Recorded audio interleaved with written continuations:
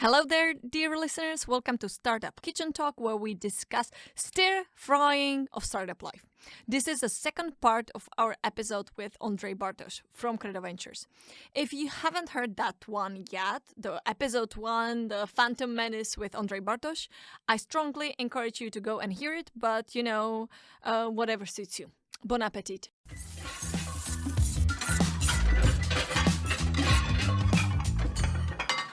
To follow up on the cheerleader hype, do you sometimes feel that some VCs act like sheep? Sure. Yeah, how is it? Four legs good, two legs better. Yeah, sure. Absolutely, I do. Yeah, I know many of them in person. Yeah, I definitely, there's no doubt. Let's turn off the mic and tell me. No. Well, I can't do that. And also, it's not always like a black and white situation, black or white situation. It's not like, we are all white and some are all black. But definitely we do see, sheepish acts from other VCs. I hope not Credo, but Credo creates this quality stamp very often. Like people think, is there Credo? Okay, I want to jump in. It's just as there's the narrative is that where is Credo, there is good due diligence, there is a good quality, and people are. At least I think that some VCs are jumping and some investment, not just because there's a Credo in, but there's this factor and it's hugely important. In some cases, and for some people, I suppose we can play this role and, we can... How does that make you signal, feel? Well, hugely responsible. So I think... it makes us want to keep doing what we've been doing even better and more thorough and more diligently. So I am aware that it sometimes may we sometimes may play that role, and we should strive to play that role. Be a moral cheerleader for as long as possible. Like we just have to be good at what we do, because if we're not, we would lose that, right? Yeah. And it's a good stamp. I wouldn't.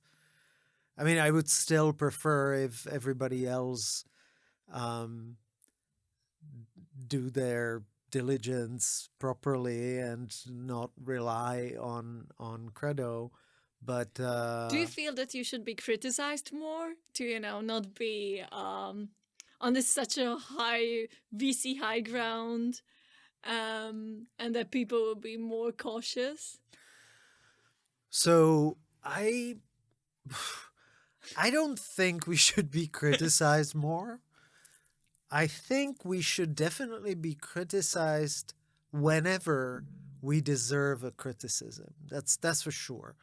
Like if someone criticizes Credo or me personally or any of my colleagues, and we deserve to be criticized, then that's great, because it like doesn't it affect your ego sometimes, or are you always accepting it? Like, yeah, okay, criticize me.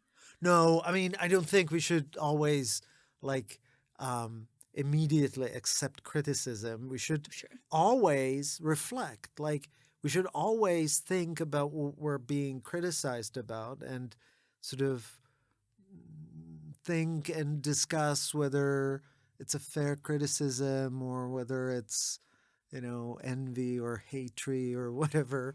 And do you have some steps how to approach criticism? Like, take a step back, do an analyst, or just, No, we do not have like a formalized framework. No, I meant you personally. If you are ever like, okay, I need to step back and form my opinion, or are you able to reflect upon that like right away?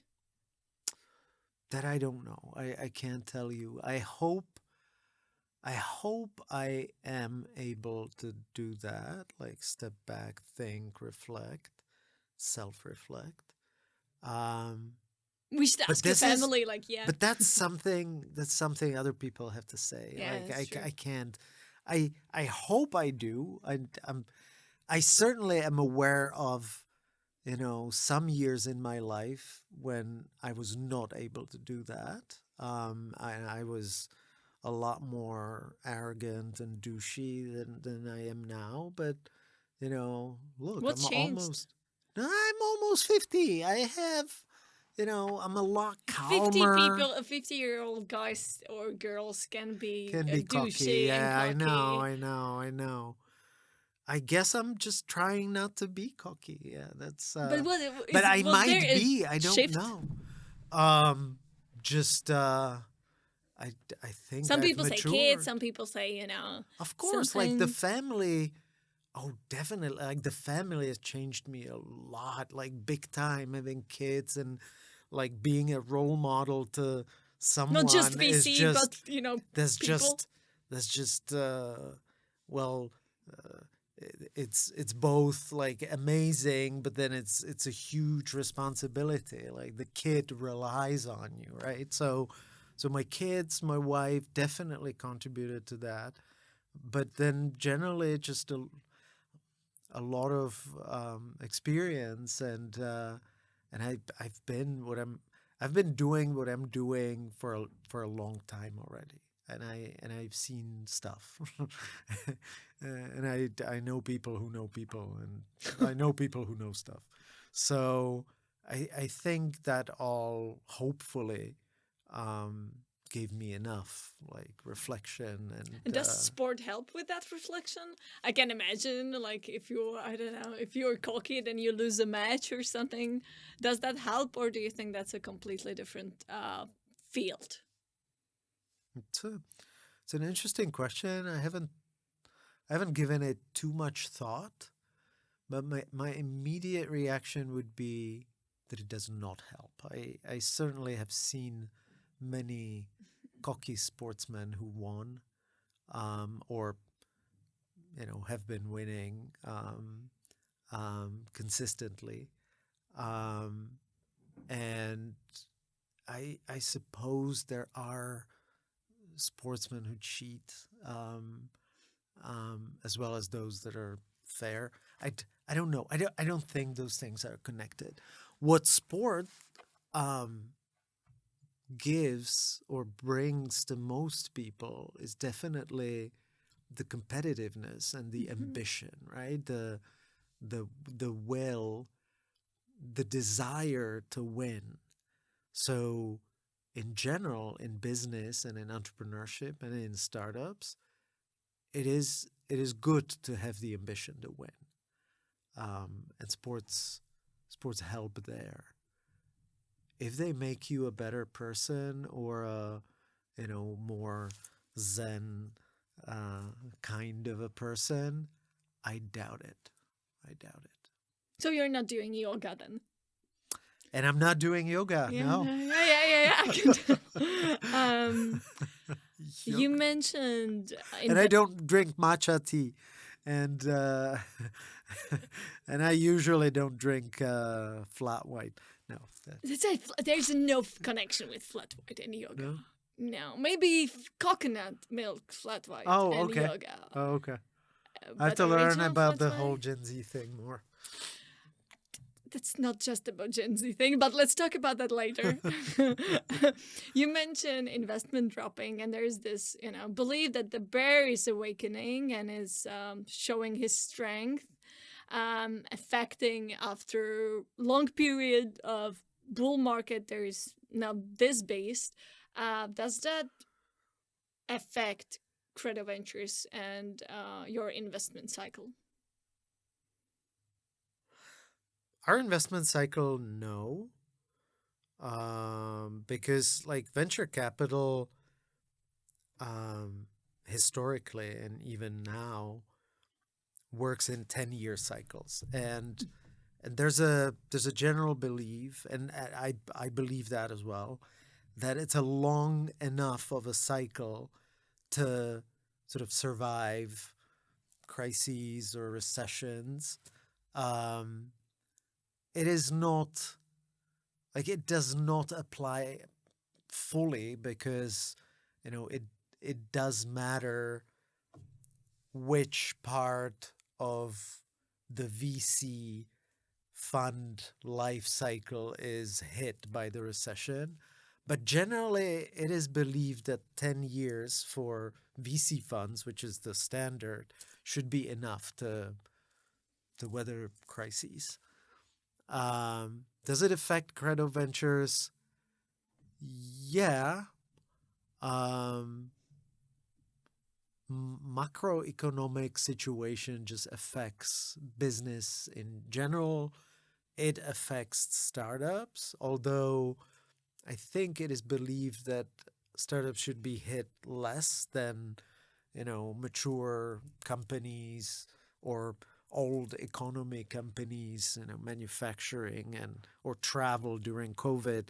Sure. It is believed startups should be hit less.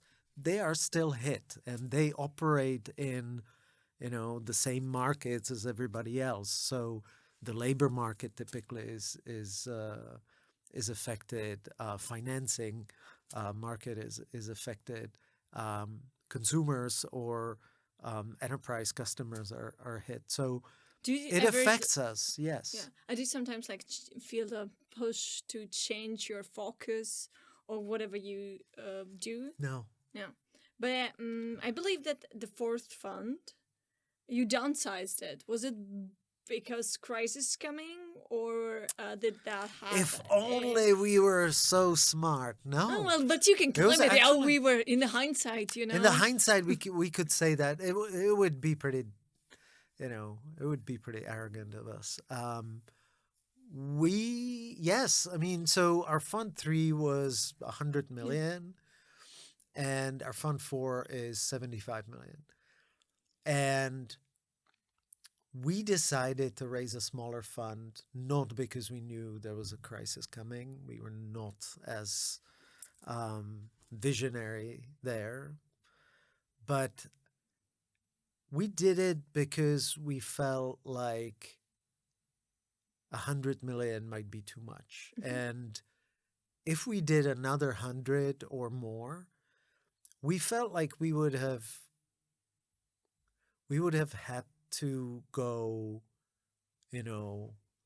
expanded geography or start doing larger investments, bigger checks, later stages.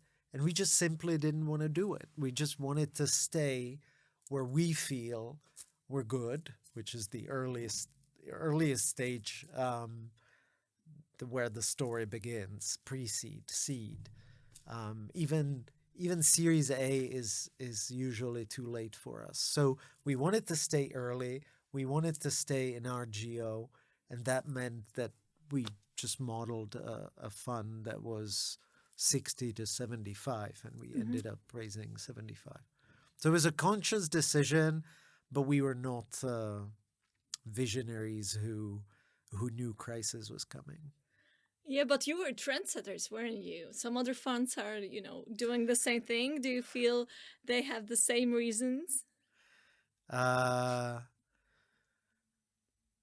I think most of them probably have different reasons. Most of them are downsizing their funds because of the crisis, and because they might not be able to raise as much money. So I would not see us as trendsetters, because I don't think those other funds do it because of Credo. Yeah, but they do it for other reasons. But they have the Credo argument, right? We Look were- at Credo; they did it also. We were just yet another time when we were lucky enough that we did something that, in the hindsight, just proved to be right. And I'm super happy we did it, but I think we were lucky rather than too smart. Nice, thanks. We already talked about bear, dogs, sheep, centaurs, I believe. Let's tackle one more animal. Also already mentioned, and that is the unicorn. What do you think about the chasing of the unicorn status? Big valuation, big PR. Do you think that chase makes sense? I mean, you're asking hard questions. Sorry. Um, so I think a unicorn is yet another label, right? Like it's a it's a $1 billion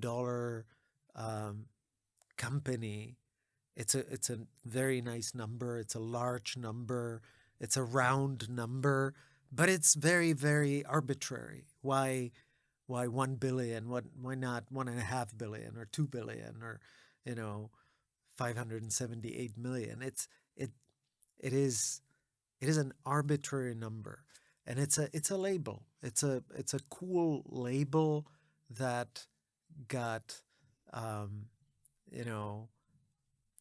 publicly known because it's a simple label as well. $1 billion. Chasing companies that can grow to $1 billion value, I feel is logical, is sensible. Not just And the companies, I mean the love status for the startups themselves. if they are chasing the status, then it's not the right thing. Boost the valuation as much as possible to get the problem, animal tied up. The problem with the simplified labeling, like being a unicorn or not, is that sometimes it like pushes the companies to try to do it at any price, right? So to me, for example, it is I always when I look at a unicorn company, I also always look at how much money they raised, because it is much easier to be a unicorn when you raise $700 million than if you raise $70 million, or if you become a unicorn company with no funding. Like, how awesome is that? And then how awesome is to build a company that's valued $100 million with no funding? Isn't it better than becoming a unicorn with $700 million in funding? There are unicorns currently in the market that are worth, I don't know, $3 billion, but they raised $2 billion. Like, I mean, I'm not suggesting it's easy, but it's much easier than create $100 million company with no funding. So I feel like the trap of the simple labeling is that people don't view the whole picture, I feel that the unicorn status was affected by the crisis the most so far, because they used to be rare in the past, and they used to be super common, like 2 or 3 per day, which is crazy, and now they are rare again. So they are rarer. They're getting rarer, and that's good. That's good. That's great. Like, I mean, WeWork lost its unicorn status. But WeWork, WeWork is public now, but WeWork's value now is like 380 million, and they raised I don't know how many billions, right? So that's sad. With so many names jumping on that bandwagon. Yeah, exactly. So that's relevant. Not just if it's a unicorn $1 billion company, but also how much they raised. How long did it take them? How stable is their business, if they're able to make profit? Or is their founder, a psychopath? Or is the I mean, I'm still not I am not saying he is. I'm still not sure if he's a psychopath, but he might be, probably. Elizabeth Holmes, though. Holmes, probably. Probably. Yeah. Yeah. I wouldn't like to share having her as a roommate at all. Probably not. No. Too dangerous. Yeah. But getting to the psychology of startup founders, you once said that the VC, that the investor should sometimes act like a therapist, which would be Yeah. super hard working is with Adam or with Elizabeth Holmes. That would be beyond my expertise. Yeah. Yeah. But if we drop the psychopaths, how do you do that? Where do you set the boundaries? Like, because therapists, you can, I don't know, call them, schedule a meeting to talk about personal stuff. Do you do that with your startups? Well, I mean, we do schedule meetings and we talk about stuff, but I think like you can't apply the optics of a professional psychotherapist, Of course. right? Yeah. What I meant That would be was, dangerous. yeah, that would be dangerous. And I don't want to walk that path, and I'm in no way qualified to provide therapy. But what I meant was that the investor sometimes is pretty much the only person who may come as close as possible to understanding how the founder feels. The investor typically knows the founder's business quite well. He knows what the ups and downs of the business are. He knows some other people in the company. And, being a founder can get a bit lonely, even in situations when there are two or more founders. But it can get pretty lonely, especially in like tough times. And the investor might be like the best person to talk to, and not necessarily only about the business, but also about how the founder feels, or what his relationship is like these days, because it's all relevant. Like the founders are instrumental for the success of the startup. So everything around the founders is relevant. Do you think that you're good with in reading people?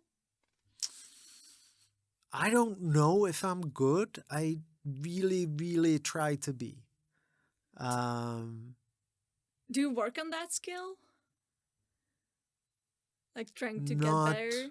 not systematically. I feel like am I working on that skill? Well, I believe that this is a skill that comes with experience. So in that sense, I am always working on it because I gain more and more experience.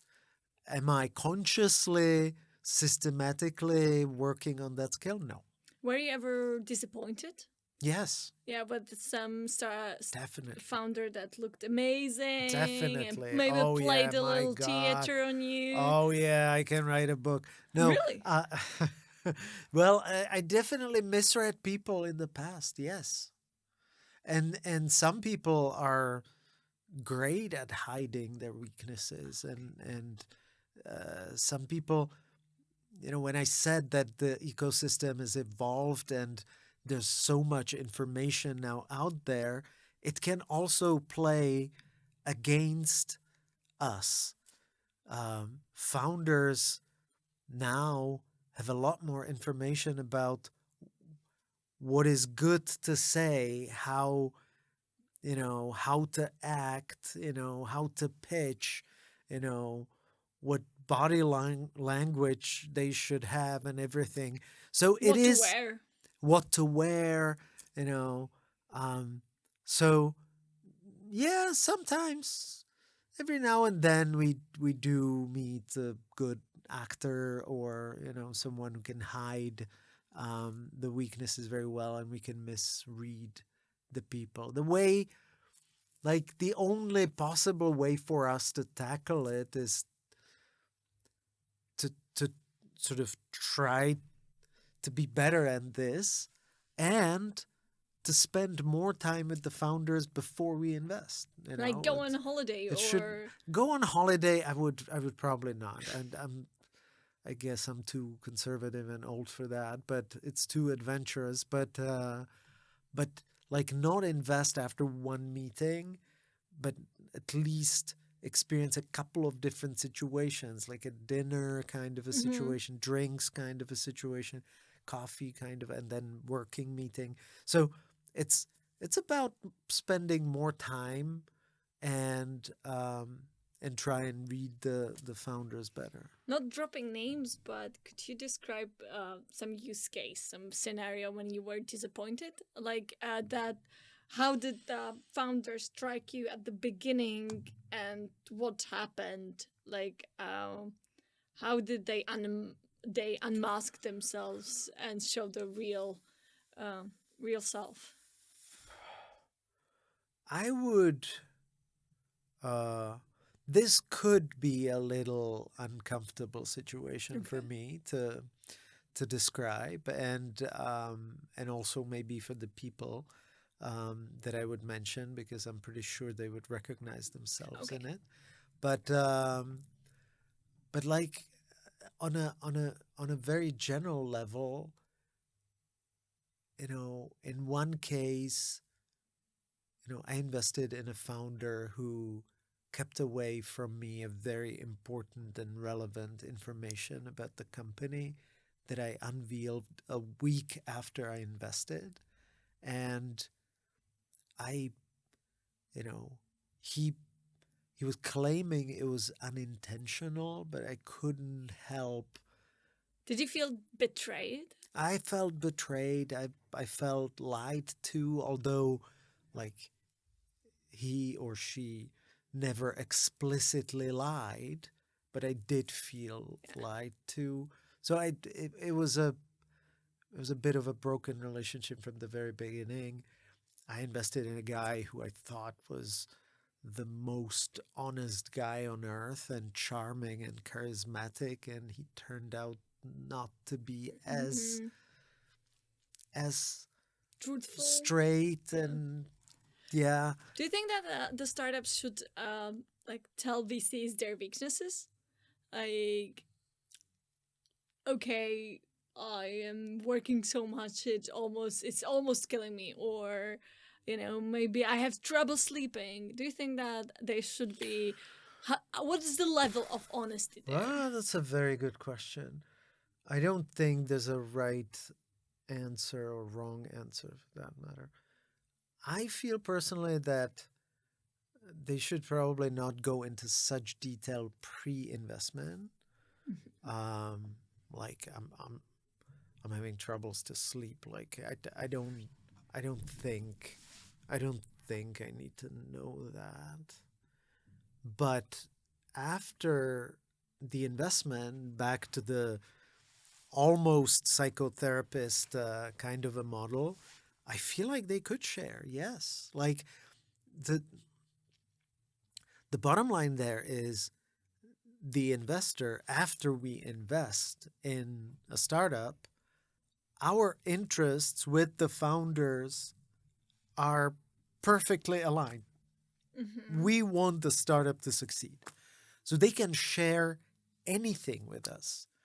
The good, the bad, the ugly, the ugliest, scary shit, they can trust us because we will always try for the scary stuff to be solved, to go away or something, because we will always put the startup success and the founder success in the first place. And did ever some startupists ask you to help them with some personal matter? Yeah, those things do happen. And sometimes we can help and sometimes we cannot. But or recommend a person. Yeah. And is there a founder that you would like to share a room with in college? If you can choose any from the history, you don't need to. I can imagine, like I'm just thinking about a number, but I can in our portfolio, I can definitely see a double-digit number of Oh, founders a that dorm room then. I would happily share a dorm room with. They're smart. I don't know how much they stink. I've never shared a room with anybody in our portfolio, but I can definitely imagine that. I was Yes. kind of scared that you're gonna say that you never shared a room in your life. That would be weird. Oh, I have. In those college years, we already mentioned the dark side of startup life, the possible loneliness, the burnout, etc. And it's, in my perspective, it is not much talked about. There are some fuck up nights, but they usually tackle the funny things that got solved, etc. Like, I had this huge issue, but I end up winning the situation, and now, audience, please laugh. And yeah, I see you laughing right now. I'm so glad I did not say it. It was you. It was you. It was you. Yeah, I feel like the fuck up stories and fuck up nights and failure stories always sort of end up turning out to be, stories about, look how awesomely I successful managed stories, definitely. this, pretty bad situation, but look at how awesome I was, definitely. Those are not the real fuck up stories. No, those are not. And people still don't share those real fuck up stories enough. Yeah, they should.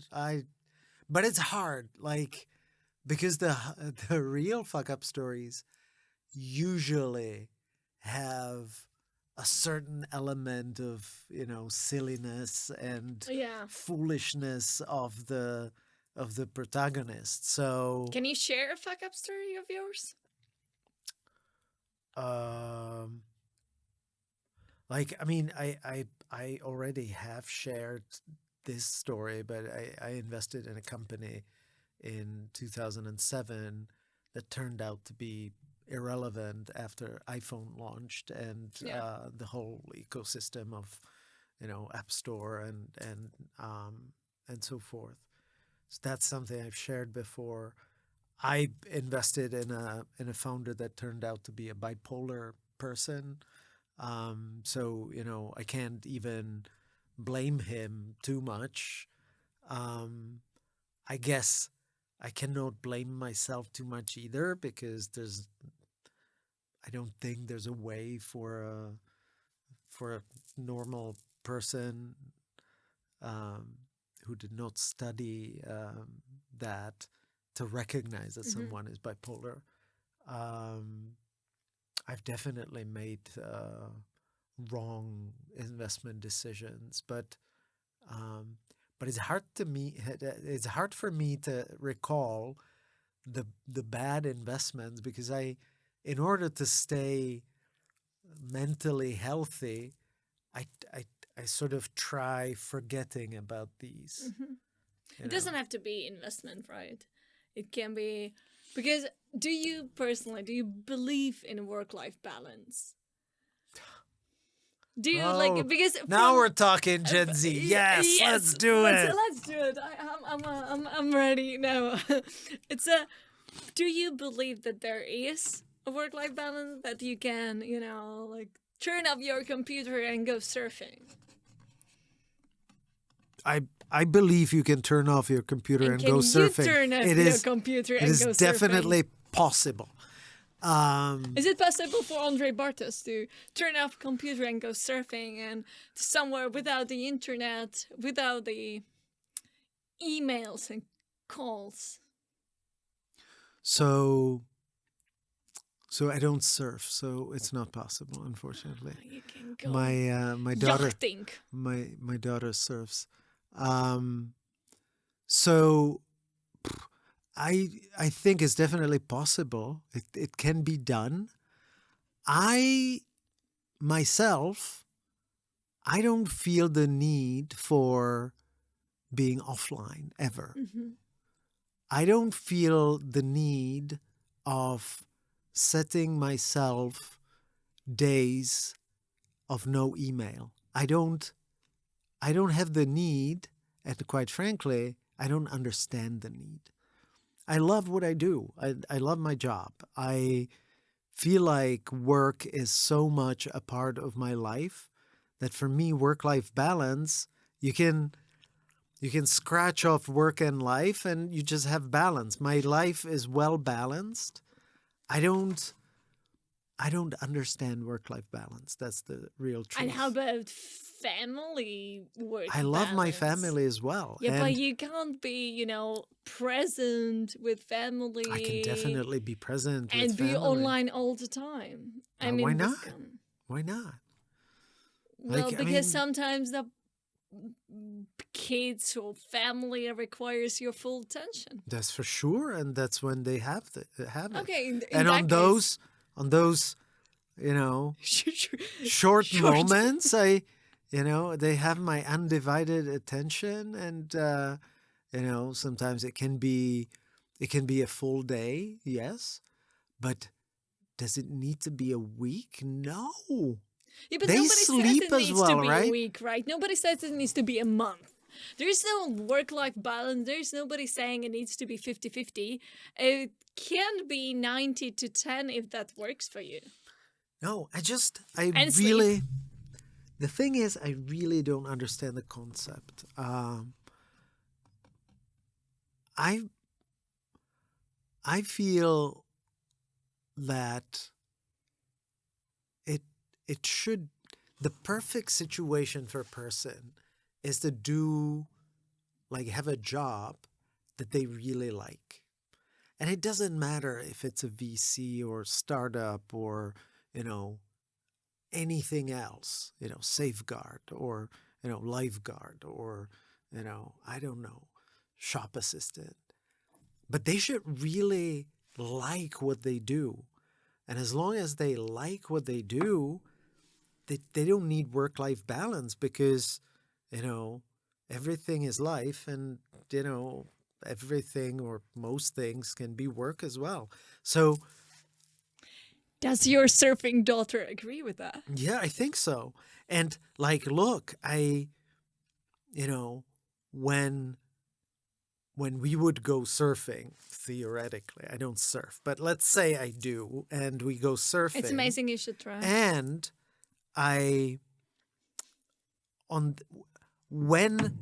as we're leaving for surfing, something very important comes up at work. I will tell my daughter, look, something important came up. I have to work now.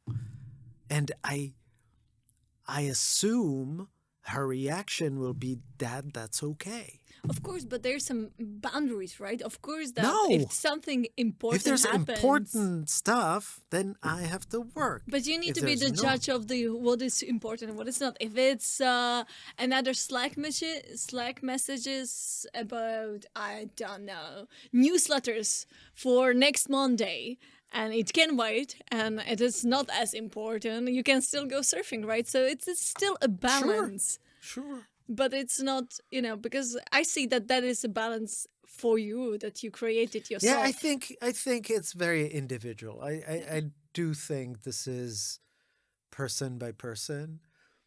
But I think often work-life balance translates as, no work weekends and, offline vacation and, I'm leaving my computer at home for 2 weeks because, and I do not understand that. What you're saying makes sense. Yeah, People it's should not, individual. people should probably not work all the time unless they're in startups and they want to change the world, because in order to change the world, you do have to work hard. So you personally, you were never close to some kind of burnout? So when I was young and when I started my business, burnout didn't exist. So I didn't have the option.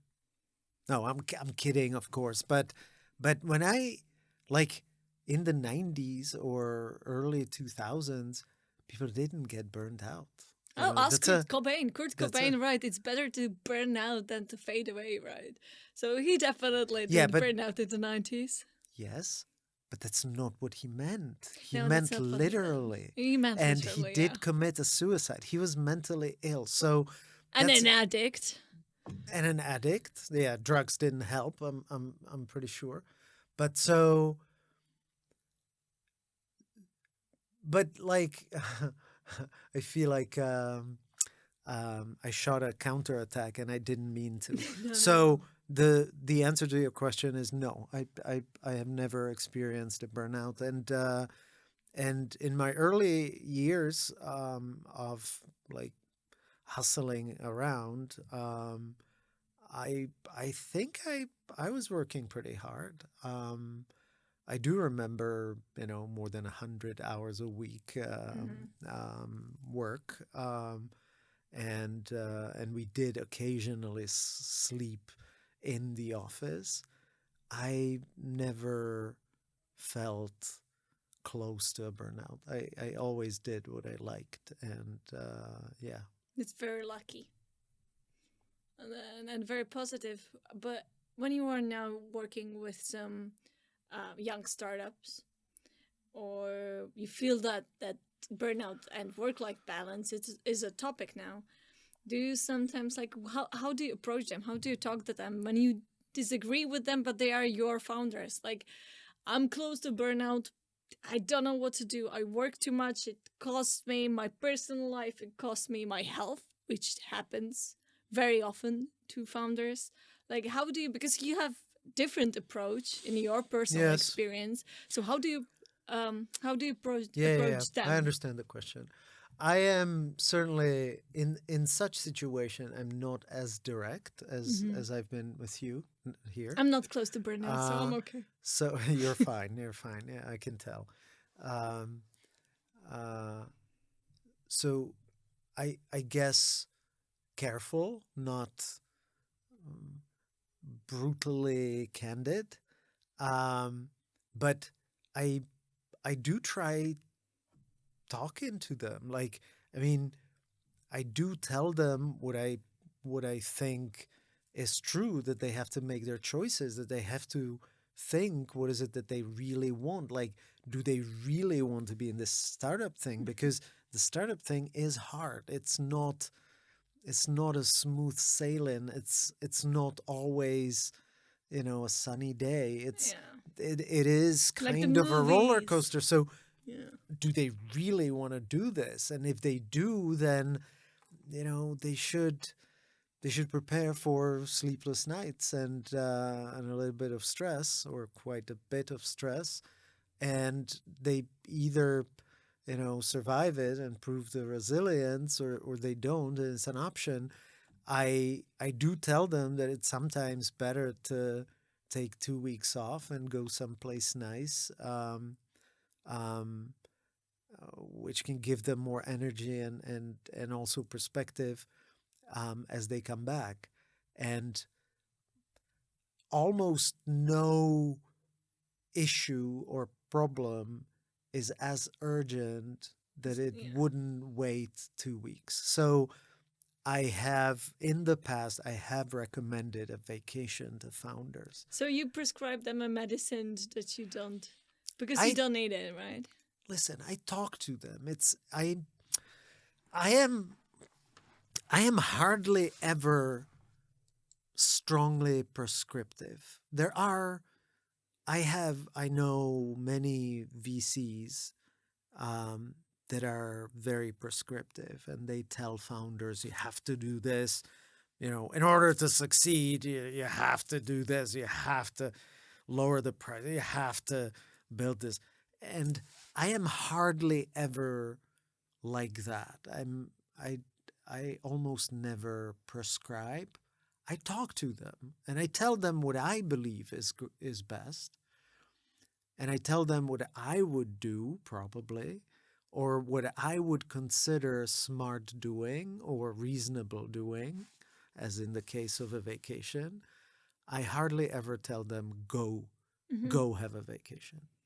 But you mentioned that you would recommend them like to reconsider their career if Sure. they're not doing well in the in the sector, working as hard as they do? Would you be really able to do so, and recommend this to a founder that you already put your money Yeah, in? Yeah, really? of course. Yeah, I mean, I think it's always on the table. Okay. And the way, and it's not theory, we've done it, we've discussed this Mm-hmm. with founders. And the sort of fallback scenario may always be return the rest of the money to the investors and you know, let's call it a day, let's call it a done. Or we can find someone else to lead this Mm-hmm. startup. Maybe your CRO or head of sales, maybe your technical co-founder may lead this. You know, there's almost always there's optionality, and the bottom line here is um, people shouldn't be doing things that don't make them happy. Even if I invested in them, because when they're not happy, then they cannot No. create awesome, they cannot change the world if they're unhappy. So it's always on the table. We already mentioned music industry very shortly with Kurt Cobain. What do you think that it is some, pop culture industry or music or, I don't know, movie? Do you think that there's something similar to the startup VC industry? Well, I mean, historically, um, the first angel investors were like in the 19th century in France, in Paris, and they funded the shows, the burlesques, and everything. Those are the original. Those are the OGs of angel investors. So I guess, and I guess financing of movies might be in a way similar, or other artists. Um, I've read this book by Michael Ovitz, who was one of the most famous agents in Hollywood. So he founded this company CAA, which is like number 2 talent agency in Hollywood. And the way he talked about sort of talent management is actually quite similar in a way to, Yeah, to venture capital. and if it So, doesn't make you happy, don't do it. and The, that's for sure. Yeah. you went because you were entrepreneurial businessman yourself. I'm not gonna say the word. I can't. Try Entrepreneur. it. Try it. Entrepreneur. Entrepreneur. Entrepreneur. Entrepreneur. Entrepreneur. Entrepreneur. No, Entrepreneur. okay. Yo, you won this one. You were entrepreneur. You were businessman yourself. Sure. Why is asking question better than answering them? You always said that you like the investor life better. Yeah. Yeah, I do. What part is that better in the asking question instead of saying yes, no, sir? I think like it's not, I can't say that it's better, but it's better for me. Yeah.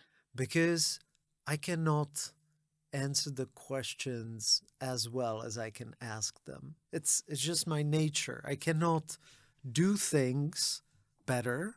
I cannot build teams. I cannot, build and execute on plans, but I can spot flaws in plans. I can,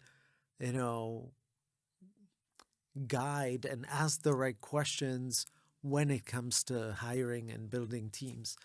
It's just something I discovered pretty early on, that I'm better at challenging than executing, that I'm better at asking than answering. But that's just me. And if not investor, what would you be? What would be your I would career probably path? be, I think, Oh, that's interesting. I would probably be an astronaut or the president I or really like your modesty. Aiming for the moon. no, Then you get the height of no, astronaut no, no. though. I would. Oh, that's rude. That's not rude at all. No, but you would be. I don't if have the you, weight of an astronaut. you no I'm no too no. fat for that. I Have you seen astronauts? There are no. they're tiny. No. Yes. Scott Kelly isn't tiny. Was it? I I hope I his don't name know is her. Scott Kelly. No, no. So I think I would probably be a consultant, Yeah. which is a pretty lame answer. And also, I don't think I hugely respect too many consultants, but I think that's who I'd be. And since we are in the startup kitchen, I'm about to ask. You said that you don't really cook. Asian food. No, no, no, no. I'm so glad you added the second word. Oh, okay. Oh God. Never mind. No, I meant, what is the weirdest thing you ever eaten? Probably a cricket. A cricket? That's not like it was Yeah, it it a is grilled weird. one? It is weird. That's just chips. No, not a grilled one, but like fried Fried one. one? Yeah. Yeah. It tastes like chips. I Yeah. ate one. It was No, like it tastes like nuts or Yeah. almonds or something. But it's the idea of eating a cricket that's weird. So that's the weirdest. maybe that's I the future. maybe it's the future. I think future is more like artificial. I don't see much reason why like growing crickets when you can Oh, there's so make many it insects. artificially, and we've just... invested in a Yeah, cultivated I know. meat startup called Muri. Um, I have never tasted anything weirder than that. I hope. Although I spent some time in Japan and I've eaten all kinds of stuff that I really don't know what it was because Japanese kitchen, Japanese cuisine actually It's the is best. very untransparent. Very often you eat stuff that you don't know what it is. Is it fish? Is it, seaweed? Is it meat? So I don't know. Maybe I've eaten something weirder that I don't know about. From my experience, Japanese cuisine was the best, but I had a similar experience with I didn't know what I'm eating at all in China, and after that I Oh, was doggy. Yeah, I'm not ready to publicly announce Okay. what I've eaten in China, but thanks For reminding me. for reminding me of those Yeah. guys. Good times, good China times. Well, I have one last question because I asked ChatGPT like what happened technology-wise. What happened in 2010? Classic question. Apart from Credo founding. It's year of iPad launch, Right. and it's a year of Instagram launch as well. Was it 2010? That's interesting. Oh, well, Yeah, ChatGPT maybe. thinks Yeah, so. maybe. What is the Right. biggest technology surprise you personally witnessed since 2010? Well, I mean, maybe it's the bias of recency, but I would have to say ChatGPT. Like that was a surprise because it stroked so quickly. Like, I mean, I even like people who follow the space, we have like experimented with AI and the predecessors of ChatGPT before, but what ChatGPT brought all of a sudden was just breathtaking. So that was a surprise. and other than that, um, I don't know. I'm trying to think hard, but then again, it's the bias of iPad. You mentioning iPad, I guess iWatch.